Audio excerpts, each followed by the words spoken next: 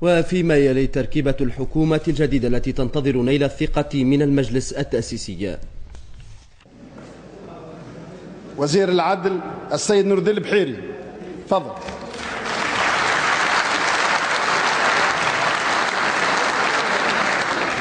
وزير الدفاع الوطني السيد عبد الكريم الزبيدي.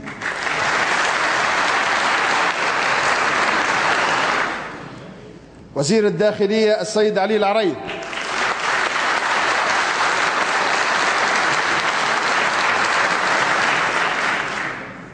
كاتب دولة مكلف بالإصلاح السيد سعيد المشيشي.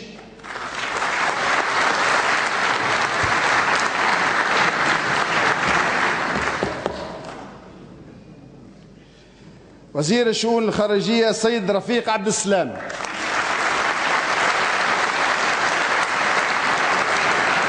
كاتب دولة مكلف بالعالم العربي وإفريقيا السيد عبد الله التريكي.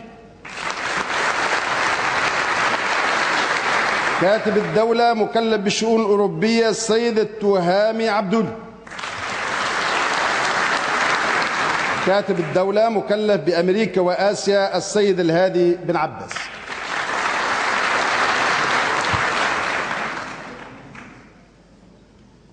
وزير المالية السيد حسين الدماسي.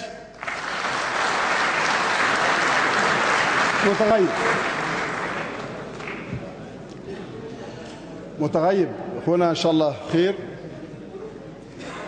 كاتب الدولة للمالية السيد سليم بسباس. وزير الصناعة والتجارة السيد محمد الأمين الشخاري.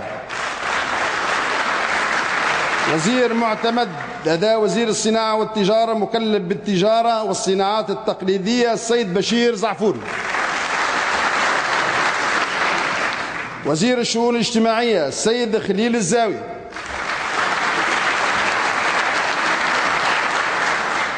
كاتب الدولة للهجرة والتونسيين بالخارج السيد حسين الجزيري. وزير الاستثمار والتعاون الدولي السيد رياض بالطيب. كاتب الدولة للتعاون الدولي السيد علي بالطيب.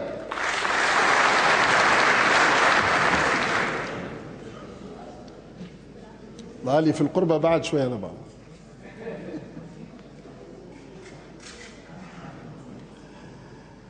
وزير التنمية الجهوية والتخطيط السيد جمال الدين الغربي. كاتب الدولة للتخطيط السيد لمين الدغري. وزير الصحة السيد عبد اللطيف المكي.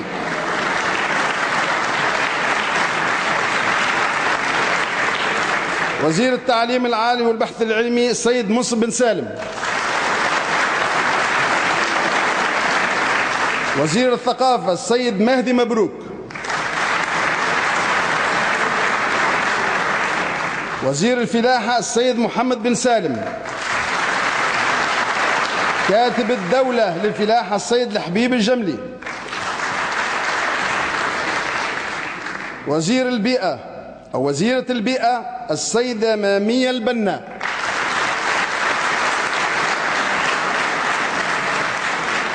وزير حقوق الإنسان والعدالة الانتقالية الناطق الرسمي باسم الحكومة السيد سمير ديلو.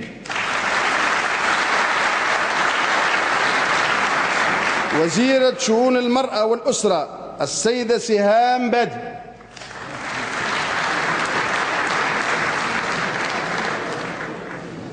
متغيب.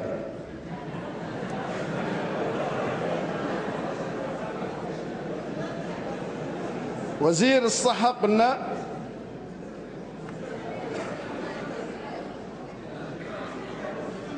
وزير الصحة السيد عبد اللطيف المكي قلناه.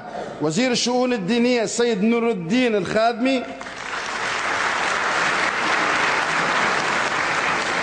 وزير التجهيز السيد محمد سلمان. كاتبة الدولة للإسكان السيدة شهيدة بن فرج براوي.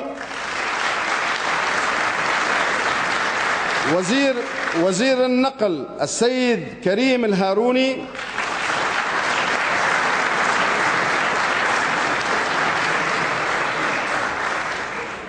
وزير أملاك الدولة والشؤون العقارية السيد سليم بن حمدان.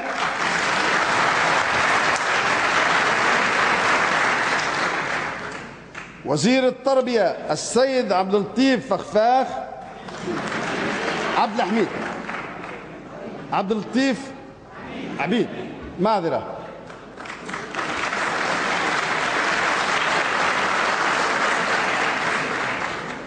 السيد عبد اللطيف عبيد.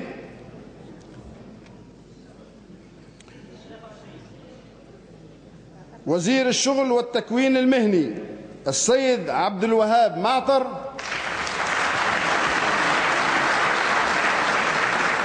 وزير تكنولوجيا المعلومات والاتصال السيد منجي مرزوق. السيد وزير الشباب والرياضة السيد طارق ذياب.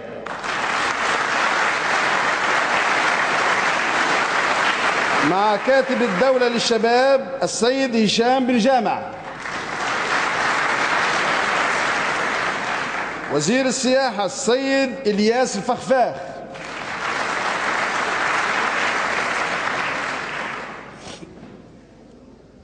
وزير لدى رئيس الحكومة مكلف بالعلاقات مع المجلس التأسيسي السيد العميد عبد الرزاق الكيلاني.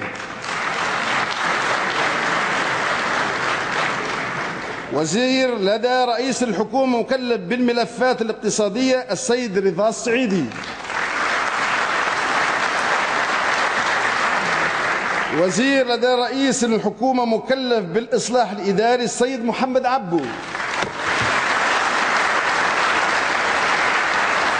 وزير لدى رئيس الحكومة مكلف بالحوكمة ومقاومة الفساد السيد عبد الرحمن الأدغم. هذه إخواني أخواتي تشكيلة الحكومة،